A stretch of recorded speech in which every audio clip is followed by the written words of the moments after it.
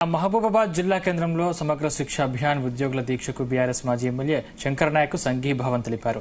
SSA ఉద్యోగులు చేపట్టిన నిరాహార దీక్ష శిబిరంలో కూర్చొని వారికి మద్దతు తెలిపారు. 20 ఏళ్లుగా ఎస్ఎస్ఏ ఉద్యోగులు చాలీచాలని జీతాలతో ఇబ్బందులు పడుతున్నారని తెలిపారు. గతంలో టీపీసీసీ అధ్యక్షుడి హోదాలో రేవంత్ రెడ్డి ఎస్ఎస్ఏ ఉద్యోగులను అధికారంలోకి వచ్చిన వెంటనే టీ కప్పులో ఛాయ్ తాగినంత సమయంలో క్రమబద్దీకరణ చేస్తామని చెప్పారని గుర్తు చేశారు. కానీ ఇప్పటి వరకు ఆ హామీని నెరవేర్చలేదని శంకర్ నాయక్ మండిపడ్డారు. ఎస్ఎస్సీ ఉద్యోగులు 21 రోజులుగా పోరాటాలు చేస్తున్నా ఎవరూ పట్టించుకున్న పాపాన పోలేదని ఆగ్రహం వ్యక్తం చేశారు. ఎస్ఎస్సీ ఉద్యోగుల న్యాయమైన డిమాండ్లు అమలు చేసే వరకు వారికి అండగా ఉంటామన్నారు.